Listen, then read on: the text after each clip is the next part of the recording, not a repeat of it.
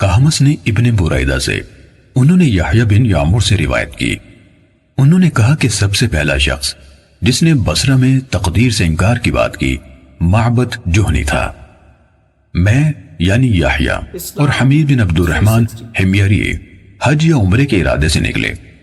ہم نے آپس میں کہا کاش رسول اللہ صلی اللہ علیہ وسلم کے صحابہ میں سے کسی کے ساتھ ہماری ملاقات ہو جائے تو ہم ان سے تقدیر کے بارے میں ان آج کل کے لوگوں کی کہی ہوئی باتوں کے متعلق دریافت کر لیں۔ توفیق الہی سے ہمیں حضرت عبداللہ بن عمر بن خطاب رضی اللہ عنہما مسجد میں داخل ہوتے ہوئے مل گئے۔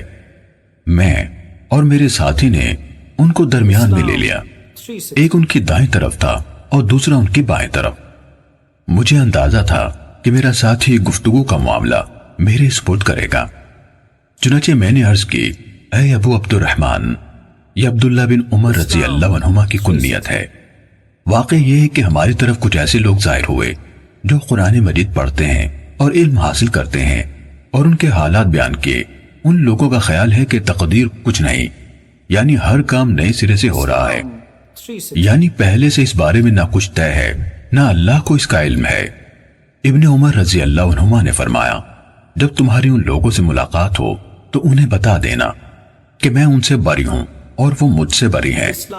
اس ذات کی قسم جس کے نام کے ساتھ عبداللہ بن عمر حلف اٹھاتا ہے، اگر ان میں سے کسی کے پاس احد پہاڑ کے برابر سونا ہو اور وہ اسے خرچ بھی کر دے تو اللہ تعالیٰ اس کی طرف سے اس کو قبول نہیں فرمائے گا یہاں تک کہ وہ تقدیر پر ایمان لے آئے۔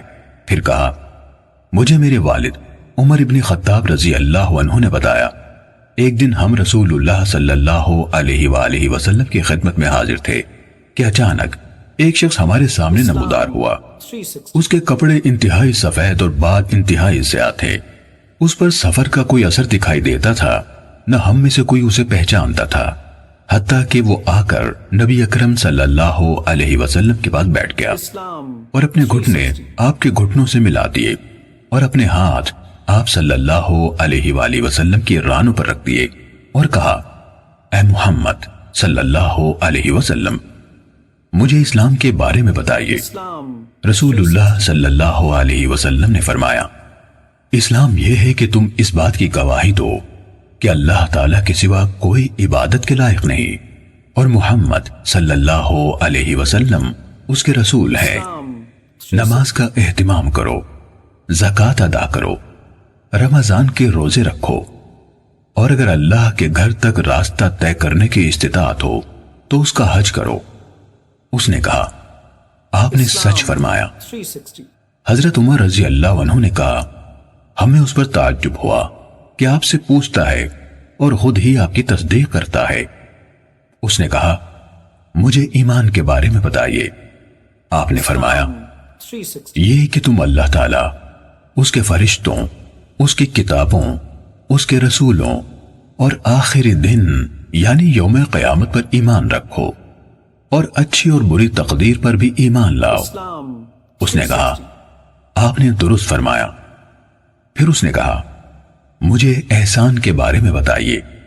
آپ نے فرمایا، یہ کہ تم اللہ تعالیٰ کی عبادت اس طرح کرو گویا تم اسے دیکھ رہے ہو، اور اگر تم اسے نہیں دیکھ رہے تو وہ تمہیں دیکھ رہا ہے۔ اس نے کہا، تو مجھے قیامت کے بارے میں بتائیے۔ آپ نے فرمایا، جس سے اس قیامت کے بارے میں سوال کیا جا رہا ہے وہ پوچھنے والے سے زیادہ نہیں جانتا۔ اس نے کہا، تو مجھے اس کی علامات بتا دیجئے۔ آپ نے فرمایا، علامات یہ ہیں کہ لونڈی اپنی مالکہ کو جنم دے، اور یہ کہ تم ننگے پاؤں، ننگے بدن، محتاج، بکریاں چرانے والوں کو دیکھو کہ وہ اونچی سے اونچی عمارتیں بنانے میں ایک دوسرے کے ساتھ مقابلہ کر رہے ہیں۔ حضرت عمر رضی اللہ عنہ نے کہا، پھر وہ سائل چلا گیا۔ میں کچھ دیر اسی عالم میں رہا، پھر آپ صلی اللہ علیہ وآلہ وسلم نے مجھ سے کہا، اے عمر، تمہیں معلوم ہے کہ پوچھنے والا کون تھا؟ میں نے عرض کی، اللہ اور اس کا رسول زیادہ آگاہ ہے۔ آپ صلی اللہ علیہ وآلہ وسلم نے فرمایا، وہ جبرائیل تھے، تمہارے پاس آئے تھے، تمہیں تمہارا دین سکھا رہے تھے۔ صحیح مسلم حدیث نمبر 93